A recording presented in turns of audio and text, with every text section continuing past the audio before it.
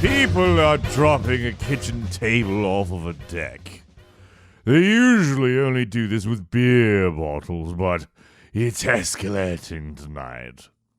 Unruly teenagers standing in front of businesses near bus stop. 8 in total. 99% African American. A male came into the store to get a cash advance. He did nothing wrong, but seemed suspicious. He was a black man. Cornrows, tan pants. Rabbit squirrel in the area, attacking people that are trying to attend the caller's garage sale. Squirrel seems to be a fighter since it is missing an eye. Injured squirrel has head partially eaten off, but still alive in complainant's yard. Possibly drank antifreeze. Nephew purchasing marijuana from clerk at tobacco outlet.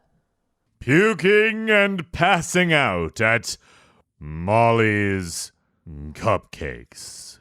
Isn't feeling very well after eating a sugar cookie. Complainant turned on oven and there was an explosion and small fire in their kitchen. A raccoon taking its eternal rest. Loud scratching on ceiling for the past hour. Unknown what it is. Thinks rodent, maybe bat. Loaned a Honda Accord to someone who he only knows the first name of, and they never brought it back. Complainant's neighbor keeps knocking at their door and running away. Hooting and hollering in the area. Received information that a few hours ago someone saw a male of Middle Eastern descent wearing a red turban standing next to some green gas cylinders sticking up from the ground. Looked like he was writing something down. 2 black Angus cows near Moron Trek. The cows are still in the field, but it looks like they are going to run away. In the back parking lot, red Nissan Altima. Overnight, someone threw a jar of Tostitos queso through his back windshield. Male who stands in front of his open window masturbating on a regular basis. Caller is hanging out with a girl that wants to lay with him, but he is not sure if she's 18, and the caller does not want to get into trouble. All right. My name is Ben Burgis. This is Give Them an Argument. This episode, we're going to be talking to Thomas Frank about his new book, The People Know, A Brief History of Anti-Populism, and with Freddie DeBoer about this book, The Call to Smart, How a Broken Education System Perpetuates Social Injustice. But first, I am going to be chatting with Christopher Patton of the Iowa City Police Logs, which is a project he's been doing for a while, and he has a new book that the project has been turned into called the Iowa City Police Log, Life and Strife in a Midwestern College Town.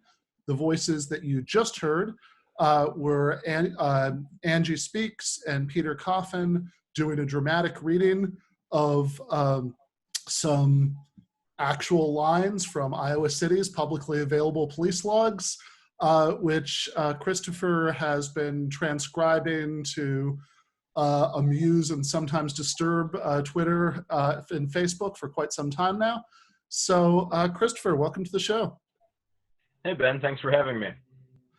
Yeah, so this book is available for pre-order right now. We'll put a link in the description. But before the book, you've been doing this for a while, this Iowa City Police Log. So you want to just generally talk a little bit about both what that is and about what inspired you to do it? For sure. I think it was back in as early as like 2012, I came across on the city's website that in addition to the arrest blotter, where they say, who got booked into the jail, they also have their activity log, which is basically their dispatch log. And there's a number of different things in there, but mostly it's transcriptions of, it's really summaries that dispatchers write So a police officer is being, say, dispatched to a noise complaint, it'll say noise complaints, it'll give the time and the address, and then there'll be a little note where the dispatcher will write a summary of what the complaint was. And quite often it's, 50 college students smoking out of a bong, peeing in the front yard, et cetera, et cetera.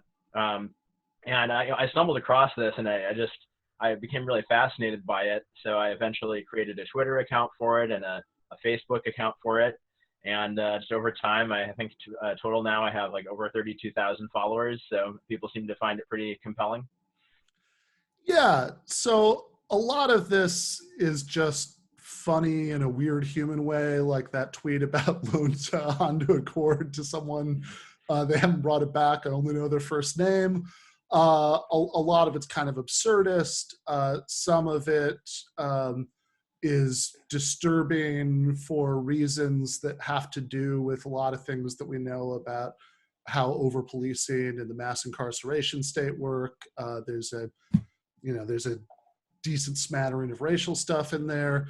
But I think even beyond that, I think that part of the point that maybe you're trying to make with a lot of this stuff, some of it's just entertaining, right? But like some of the larger political point is about the culture of a society that supports this level of policing and incarceration, because a lot of what you see in these logs are people calling the cops on each other over everything, nothing. And so I was wondering if you could just speak to that briefly. Yeah, absolutely. That's it amazed me. I knew this was going on to some extent, but really getting into this and looking through the log I read every single entry in it for over 5 years. And yeah, it's amazing how many people treat the police as though they're their parent or like their elementary school teacher. And it's like, Billy is poking me, Sandy took my crayons, and then people call the police over this. And, there's quite a few people in the United States who are ultimately killed as a result of contacts with law enforcement. And it's really fascinating and disturbing how easily people are to call the police and others to bring them into any confrontation. And to speak, for example, to the racial bias point, or also there's a lot of anti-homeless calls that I highlight as well. And, I think a lot of people think of Iowa City as this liberal college town, and in many ways it is, but, there are really a lot of calls where people are just like, oh, there's a black kid on a bicycle in my neighborhood, he looks suspicious, or there's a black man looking at his phone parked in a car out in front of my house. And, it's, people need to be aware that other people in the community are calling the police on these issues, and we really need to wrestle with that and figure out what we can do about that, because obviously there's a lot that can be done with police reform or defunding, but really this is focusing on the citizen end of it. This is the people who are calling the police and bringing them into the situation, and we need to wrestle with that as a society for sure. Yeah, absolutely. And the thing that you said about the anti-homeless calls, I think also gets to one of the big dynamics underlying this, because I think it speaks to a choice that we've made about a society, about how we're going to handle extreme poverty and all the social ills that go with it, right? There's a social democratic response that you could spend a lot more money on things like housing, most obviously, right? And mental health counseling and a lot of other things like this. But it's both literally and politically cheaper to just do a whole bunch of policing and lock people up. And of course, a lot of those decisions are being made on a much higher level.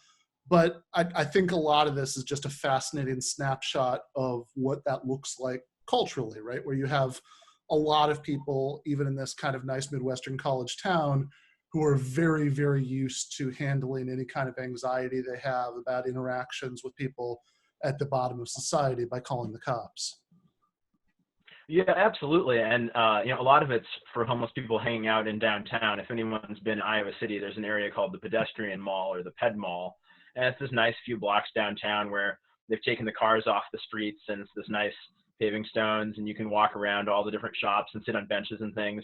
But there are several calls to the effect of there are homeless people sitting in the Ped Mall and it's gross looking.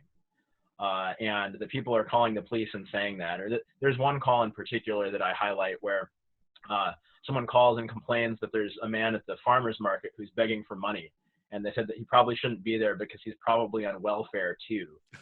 But then the woman making the call actually explicitly, she refused to give her name or her number because she was worried that people would think she was mean. There's some amount of self-awareness there, but not enough to not make the call. I don't know, but I don't want to make it sound like that's all there is to the book. There, like you said, there's entertaining stuff, there's bizarre party things and animal things. It's really, it's the whole spectrum of life in Iowa City. But I wanted to make sure to include a critical mass of kind of these serious calls as well. It's, I want it to be a book that's interesting for people and entertaining for people, but I also want them to have to confront some of these issues of overpolicing in the community. Yeah. Right. No, that makes a lot of sense to me. And I think it's also worth emphasizing that the point of the serious part, right? I mean, like I said, a lot of it's kind of absurdist. A lot of it's just strange and funny human situations. But the point of the serious part is not necessarily to say, oh, look at these terrible people calling the police. It's to highlight just the dynamics that play out in a society that's kind of made those choices about policing as opposed to other strategies for dealing with those social ills. We've got to bring Thomas Frank on for the next part of the program, but I did just really quickly want to emphasize again, this is available for pre-order, so people should please go do that.